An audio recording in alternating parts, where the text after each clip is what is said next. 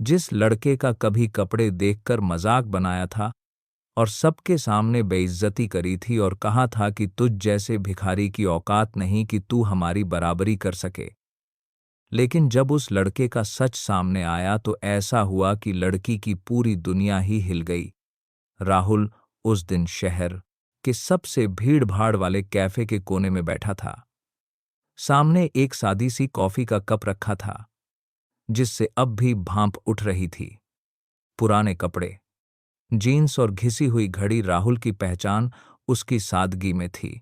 उसकी आंखों में अब भी किसी अधूरे ख्वाब की चमक बाकी थी। उसी वक्त कैफे में प्रिया दाखिल हुई।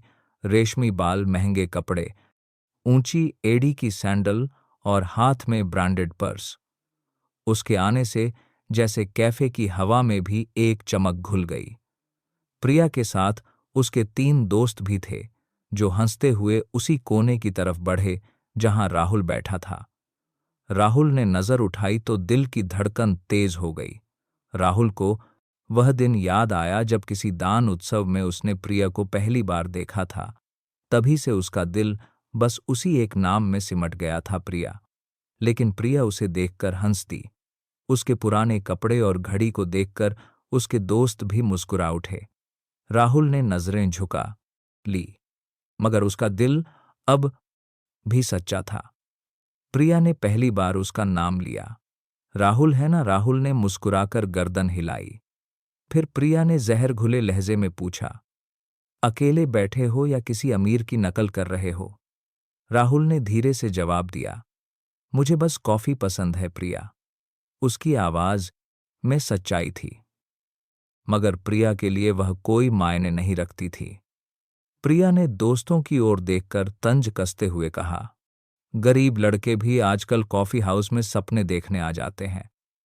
राहुल के लिए यह हंसी किसी तमाचे से कम नहीं थी, मगर वह चुप रहा। उसे कभी उम्मीद थी कि प्रिया दिल को समझेगी, लेकिन आज वह भ्रम भी टूट गया। प्रिया ने आखिरी वार किया, मेरे जूते की कीमत शायद तुम्हारी महीने की कमाई से ज्यादा होगी। हकीकत में जीने के लिए जेब भारी होनी चाहिए। राहुल मुस्कुराया, एक कड़वी सी मुस्कान। बोला, जो दिखते हैं वो होते नहीं, और जो होते हैं वह दिखते नहीं। दोस्तों ने तालियां बजाईं जैसे कोई मजाक पूरा हो गया हो। प्रिया चली गई। पीछे मुड़कर नहीं देखा। राहुल वहीं बैठा रहा। कॉफी अब ठंडी हो गई थी। उसके अंदर कुछ टूट गया था, शायद यह विश्वास कि कोई उसे दिल से भी समझेगा। बिल चुकाया और कैफे से बाहर निकल गया। बाहर की ठंडी हवा में भी उसके सीने में आग जल रही थी। रात को वह अपने पुराने घर पहुंचा और वह कमरा खोला जिसे बरसों से नहीं छुआ था। वहीं रखी थी उसके पिता की दी हुई वह चाबी, जिससे एक सच छुपा था। चाबी पर धूल थी, मगर उसमें वह ताकत थी जिसने उसके पिता को इस शहर का सबसे बड़ा नाम बनाया था। राहुल ने अपना पुराना फोन कर आयु को राया था, निकाला और वह नंबर डायल किया जिसे उसने कभी मिटाया नहीं था। नमस्ते अंकल। हाँ, मैं राहुल। अब सब शुरू करना है। उस रात राहुल ने फैसला कर लिया था, ना तो वह अपने पैसे का दिखावा करेगा, ना प्रिया को अपना दर्द बताएगा, मगर वह दुनिया को जरूर दिखाएगा। इज्जत पैसे से नहीं, दिल से मिलती है। उसने चाबी अपनी जेब में रखी, मुट्ठी खोली और एक हल्की सी मुस्कान आई। राहुल जानता था अब उसके पास खोने को कुछ नहीं बचा, क्योंकि जो दिल टूट चुका होता है वह फिर कभी हारता नहीं। उसी रात चुपचाप वह अपने बंद पड़े पुराने दफ्तर पहुंचा। बरसों से वह जगह खामोश थी। धूल जमी हुई फाइलें और मेज पर पड़ी नाम पर टिका खन्ना एंड सनन्स एंटरप्राइजेज। राहुल ने अपने पिता की उस मेज पर हाथ रखा। अब उसकी उंगलियों में वह डर नहीं था जो कभी प्रिया के तानों से कांपती थी। अब उसमें एक आग थी, खुद की पहचान खुद के दम पर बनाने की। उसने सबसे पहले पुराना कंप्यूटर ऑन किया, धीरे धीरे फाइलें निकाली और एक एक दस्तावेज को फिर से पढ़ना शुरू किया। फाइलों में एक एक दस्तावेज कांपती थी। फाइलों में उसके पिता की बनाई नींव बिखरी पड़ी थी। बस उन्हें जोड़ने वाला एक नया हाथ चाहिए था। अगले दिन उसने पिता के पुराने वकील को बुलाया। सफेद बालों वाला वह बुजुर्ग जैसे परिवार का हिस्सा था। तूने तो कहा था बेटा, तुझे यह सब नहीं चाहिए। अब क्या बदल गया? राहुल ने सिर्फ मुस्कुराकर जवाब दिया, लोगों को अब सिखाना है कि इज्जत पैसों से नहीं, इरादों से मिलती है। वकील ने उसके चेहरे को गौर से देखा। उसमें उसके पिता की ही छाया नजर आई। फिर कुछ ही हफ्तों में पुरानी कंपनी के दस्तावेज ठीक हुए, नाम दोबारा पंजीकृत हुआ। लेकिन इस बार राहुल ने ठान लिया था, नाम वह छुपाए रखेगा, चेहरा सामने नहीं लाएगा। दुनिया उसे सिर्फ एक साधारण कर्मचारी मानेगी, मगर हकीकत में वह मालिक होगा। धीरे धीरे उसने पुराने संपर्क फिर से जोड़ने शुरू किए। कुछ पुराने कर्मचारी, पुराने कारोबारी दोस्त सब लौटने लगे। राहुल अब भी वहीं था। ना महंगी कार, ना बड़ा ऑफिस, बस एक मेज, पुरानी डायरी और जुनून से जलता हुआ एक दिल। बाहर से सादगी, अंदर से बवंडर। दूसरी ओर प्रिया की जिंदगी पहले जैसी ही चल रही थी। चमक, दिखावा, पार्टियां और फिल्टर लगे पोस्ट। पर उसे नहीं पता था कि उसके पापा का साम्राज्य अंदर ही अंदर ढह चुका था। बड़ी बड़ी कारें किस्तों पर थीं। बैंक की फाइलें लाल निशानों से भरी थीं। पर प्रिया अब भी उसी भ्रम में जी रही थी। उधर राहुल की मेहनत रंग लाने लगी थी। उसकी ईमानदारी, गुणवत्ता और काम का तरीका इतने मजबूत थे कि खुद बड़े ग्राहक जुड़ने लगे। पर राहुल अब भी पर्दे के पीछे ही रहा। वह खुद को बस एक मैनेजर की तरह पेश करता, जबकि असल मालिकाना हक का उसी के दस्तखतों में छुपा था। एक रात राहुल अकेले अपने दफ्तर में बैठा था। सामने उसी कैफे की तस्वीर रखी थी, जहां एक दिन किसी ने उसकी गरीबी पर हंसकर उसकी आत्मा को कुचल दिया था। उसने तस्वीर को देखा, हल्का मुस्कुराया और बुदबुदाया, अब तू अपनी दुनिया में खुश है प्रिया, और मैं अपनी पर वक्त बदलेगा। और वक्त वाकई बदलने लगा। पापा की कंपनी डूबने लगी। सौदे टूटे, निवेशक भागने लगे। उन्होंने प्रिया को बताने की कोशिश की, लेकिन उसे अब भी लगता था पैसा तो आ ही जाएगा, मैं ऐड कर लूंगी, पार्टी में जाऊंगी, सब हो जाएगा। वो आज भी सपनों में थी। एक रात जब प्रिया घर लौटी, उसने पहली बार अपने पापा को कमरे में अकेला बुझा हुआ पाया। उनके हाथ में पुरानी फाइलें थीं, माथे पर चिंता की रेखाएं जो अब शब्दों से नहीं छुपती थीं। पापा, क्या हुआ? उन्होंने कोशिश की मुस्कुराने की। बस थोड़ी दिक्कत है बेटी। लेकिन सच्चाई आंखों में तैर रही थी। प्रिया अब भी हंसती, ओ पापा, आप भी ना, मैं हूं ना, मैं सब संभाल लूंगी। मगर उसके पापा ने एक लंबी सांस ली। उन्हें एहसास हो चुका था कि उनकी बेटी अब भी दिखावे के जाल में फंसी हुई है। वह जानते थे कि उसकी दुनिया अगर गिरी तो शायद संभल ना पाए। उधर राहुल की कंपनी अब प्रिया के पापा की कंपनी से भी बेहतर माल सस्ते दामों में बाजार में भेज रही थी। धीरे धीरे ग्राहक पलटने लगे और एका कुछ हादसा कर कपराम कराएगा। प्रिया के पापा के पास बची थी सिर्फ खाली मेज और खोखले वादे। सारा नाम, सारा रुतबा अब सिर्फ दीवारों पर टंगी पुरानी तस्वीरों में रह गया था। 6 महीने बीते और अब फर्क प्रिया को भी दिखने लगा था। जो दोस्त उसके साथ क्लबों में थे, अब उसका फोन उठाना छोड़ चुके थे। क्रेडिट कार्ड काम करना बंद कर चुके थे। एक दिन उसे अपना ब्रांडेड बैग बेचने की नौबत आ गई और उसी दिन पहली बार उसने खुद से सवाल किया, अगर पैसे ना हो तो क्या मैं कुछ भी हूं? राहुल ने अब भी किसी को नहीं बताया कि पर्दे के पीछे सब कुछ चलाने वाला वही है। उसने अपनी कंपनी का नाम अलग रखा, कोई कड़ी नहीं छोड़ी। वह बस चुपचाप अपने केबिन में बैठता, फाइलों पर हस्ताक्षर करता, कर्मचारियों को समझाता। उसके कर्मचारी भी नहीं जानते थे कि वही राहुल वही लड़का था जो कभी कैफे के कोने में ठंडी कॉफी लेकर अपमान झेल रहा था। एक दिन प्रिया ने अपने पापा से कहा, पापा, मुझे भी कुछ करना है, मुझे कोई काम चाहिए, मैं आपका हाथ बटाना चाहती हूं। पापा की आंखों में थोड़ा सुकून दिखा। उन्होंने धीरे से कहा, हाँ बेटी, कर ले, शायद तुझे भी असली दुनिया का सच समझ में आए। प्रिया ने अपना परिचय पत्र बनवाया, पुरानी तस्वीरें निकाली और कई कंपनियों में भेजा। कई जगह से कोई जवाब नहीं आया। एक जगह से आया, खन्ना ग्रुप एंटरप्राइजेज, जिसका नाम उसने कभी सुना तक नहीं था। उसे लगा चलो कोई तो कंपनी है जो नौकरी के लिए बुला रही है। प्रिया ने मिलने का वक्त तय कर लिया। उसे क्या पता था कि यह कंपनी किसकी थी। राहुल ने खुद ही कर्मचारियों को कह दिया था, उसे आने दो, बस आने दो, बाकी मैं देख लूंगा। प्रिया ने उस दिन अपनी अलमारी खोली तो पहली बार उसे लगा कि उसके पास जितने भी महंगे ब्रांड वाले कपड़े थे, अब वे सब उसे काम की जगह पर नहीं बचा सकते।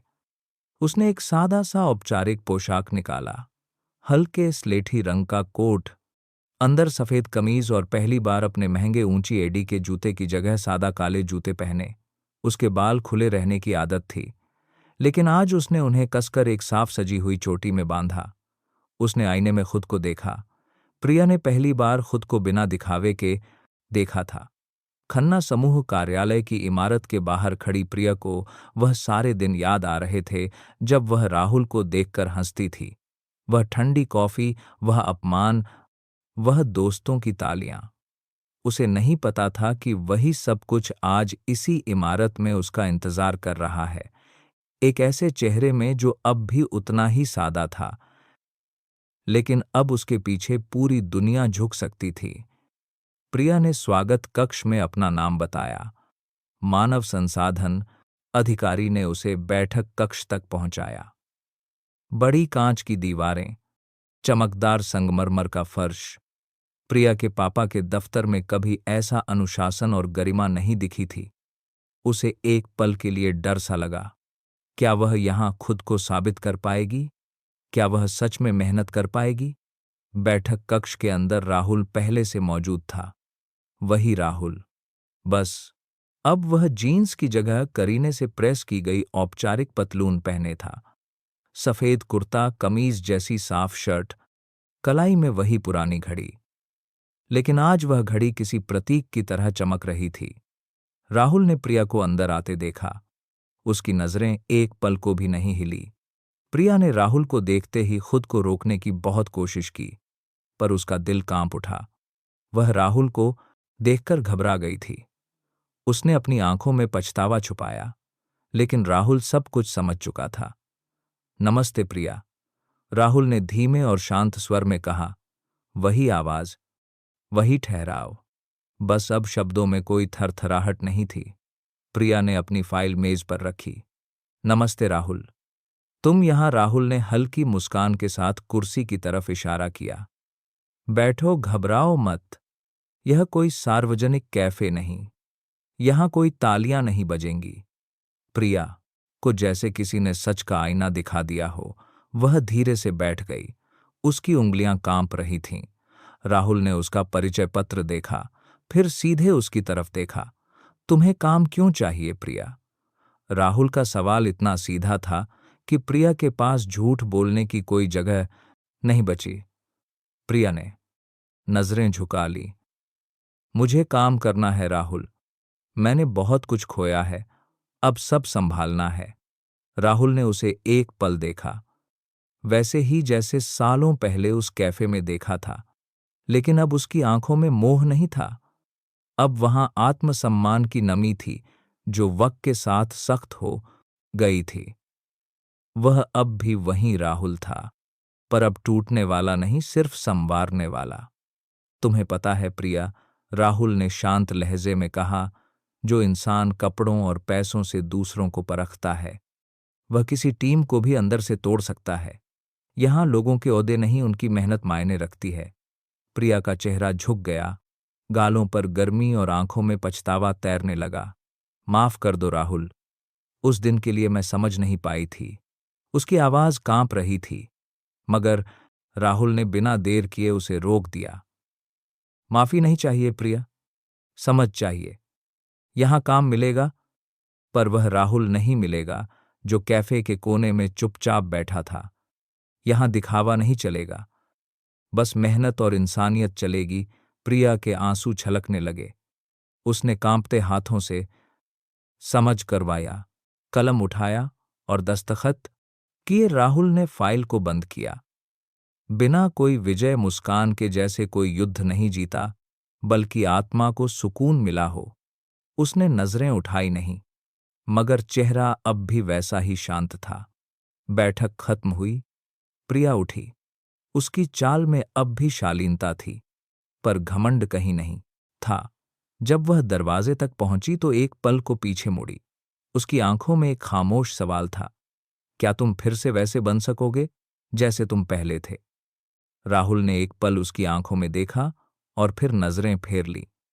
जवाब उसने शब्दों में नहीं, अपनी चुप्पी में दिया। जो बात कहनी थी वह कह चुका था, बिना ऊंची आवाज के, बिना बदले के, सिर्फ अपने वजूद से। प्रिया के जाते ही राहुल ने अपनी कलाई से वही पुरानी घड़ी उतारी जिसे कभी उसने दुनिया से छिपा कर रखा था। आज वह घड़ी चमक रही थी, लेकिन अब उसे किसी को प्रभावित नहीं करना था। अब उसे बस खुद से खुद को साबित करना था। उसने सिर्फ मेज पर टिका दिया, आंखें बंद की। उसकी यादों में अब भी कैफे की वह ठंडी कॉफी थी, वह अपमान की गूंज, मगर अब उस सब पर एक गहरा सुकून था। वह जख्म अब भर चुका था और राहुल का दिल अब किसी जवाब का मोहताज नहीं था। प्रिया जब कार्यालय से बाहर निकली तो लिफ्ट के शीशे में खुद को देखा। उसे वहां अब कोई रईस लड़की नहीं दिखी, बस एक सादा सी लड़की जो अपनी सबसे बड़ी गलती को आंखों से स्वीकार कर रही थी। राहुल ने उसे सजा नहीं दी, पर उसका घमंड ही उसकी सबसे बड़ी हार बन गया था। राहुल ने अपनी फाइलें समेटी, कुर्सी पीछे खिंचाई और चुपचाप बाहर निकल गया। वही पुराने कपड़े, वही धीमी चाल, मगर अब उसके पीछे वह इज्जत थी जो पैसों से नहीं, आत्मसम्मान से बनती है। वह अब भी अकेला था, मगर कभी इतना मजबूत नहीं था। कहानी यहीं खत्म नहीं होती। प्रिया अब उस दफ्तर में रोज आएगी, कुछ कहेगी नहीं पर सीखेगी जरूर। राहुल कभी अपना अतीत उजागर नहीं करेगा, लेकिन हर दिन, हर नजर, हर खामोशी उसके लिए एक नया सबक होगी। राहुल के लिए यही काफी था। उसने ना अपमान का बदला लिया, ना प्यार का प्रदर्शन किया। उसने बस खामोश रहकर साबित कर दिया कि सबसे बड़ी जीत वह होती है जब तुम्हें बोलना नहीं पड़ता, लोग खुद ही समझ जाते हैं। दोस्तों, आप सब कहाँ से हैं? कमेंट में ज़रूर बताना। आपको यह कहानी कैसी लगी यह भी हमें बताइएगा। ईश्वर से प्रार्थना है कि आप सब हमेशा खुश और सुरक्षित रहें। अगर आपके पास भी कोई दिलचस्प कहानी है तो कमेंट में लिखकर हम सबको ज़रूर सुनाएं।